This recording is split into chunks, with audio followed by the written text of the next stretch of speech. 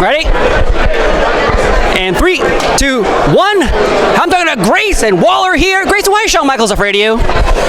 Because he knows if he got in the ring with me, I would hurt him. Yeah. You know, I think Shawn 10 years ago, maybe a different story, but Shawn now, it's not even a competition. This is an amazing shirt, too. Great shirt. Necklace. Look at this guy. Look at his pants, shoes. You can take a few lessons. He looks amazing. This is the biggest day of the year. Look at all these people, and you Interesting. You're dressing like a 16-year-old lad. Come on, man. Last time we talked in a Zoom call, you insulted my clothes as well. Yeah, you didn't get any better. I gave you the opportunity. This is it.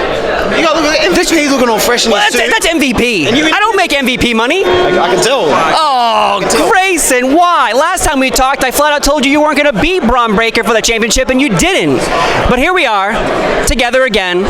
I look terrible. You look great. No. You got a lot of confidence saying something like that about me and Braun Breaker. Yeah. Because you think there's all these people here I want to do something about. No, I'll be worried about what you say. Okay. Like, I take this seriously. You want to say Braun Breaker's going to beat me? Like, well, he already did. Don't take. See. But you're gonna beat Johnny though. You're gonna beat Johnny. Shawn Michaels is afraid of you. He's probably crying right now, hoping that you don't hurt him. So we can go back to being friends again just for a minute. No. Not friends. No. I passed that line. You're lucky. I have to do this. You have to. Know? I wish I didn't have to be here with you. I wish. I wish I could slap you in the face right now. People here are doing important things. So if you have questions, please ask them. Okay. Don't disrespect me. So sorry, sir. So the WWE's going to Puerto Rico. They're going to Jeddah. They're going to Detroit, London. Where do you want them to have their next Premium Live event, or NXT going there live?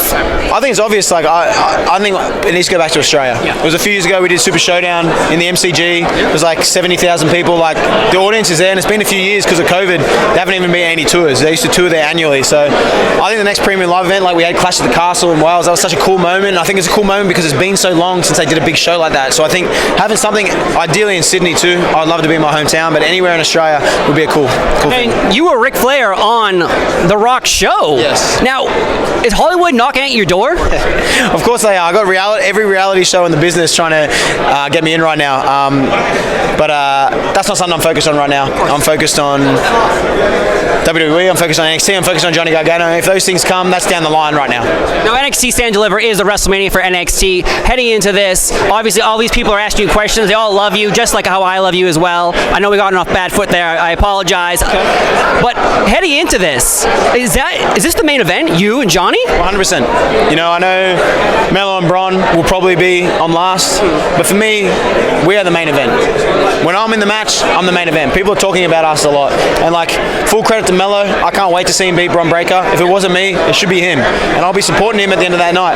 But I think everyone knows that Grayson Waller, Johnny Gargano, it's NXT what it was versus NXT what it is. This is the biggest match in NXT history in a lot of ways. And Shawn Michaels yesterday at a press conference said that after Stand Deliver, a lot of the NXT talent are going to the main roster.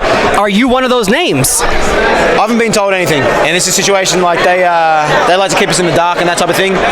Right now I'm focused on Johnny. I'm not even thinking about that because I think if I look ahead, I'm not going to be at my best tomorrow, and my job is to be at my best tomorrow. Now, you got personal when you pretty much beat him up in front of his family, and how was that reaction to your fans? Because everyone loves you so much, but how is everyone reacting to you beating up a man in front of his family? I think the situation, I don't do this for fans. Like, I don't do these things for other people. I don't do this for people online. Like, I do everything for myself. So everything that happened with Johnny, like, if people think I did the wrong thing, that's on them. For me, this is a mental game. Everything about wrestling is mental. And I think everyone's seen I can get people's head better than anyone. Shawn, Braun, Apollo, AJ, like, if I want something, I can make it happen. And I think Johnny made a mistake by making his life so public because it just gave me the cheat code. It just showed me the easiest way to get in his head and make life difficult for him. So I think he's going to find out tomorrow that's just the beginning. Then I talked to you before about how you wanted to take on Cody Rhodes, and Cody Rhodes is taking on Roman Reigns. After maybe Cody beats Roman, are you going to go for that championship? Obviously, if the opportunity's there, I'm going to take it. But I think that's a situation where that's a down the line thing. I know Cody would want me to earn it. And I think personally I have earned it, but I know in his head I probably haven't, so I think that's something that I would show him first. Now, I love that Zoom call I was on because you interrupted Shawn Michaels after one of the events and pretty much yelled at everyone in the Zoom call. I was in the Zoom call, so you yelled at me too, like you always do, it feels like. But I love you so much still. Though, that day started a whole movement, and that if people didn't know you before, they are all talking about you heading into NXT Stand and Deliver. How does that feel? I know you don't like fans, but everyone is talking about you. Yeah, I'm not surprised.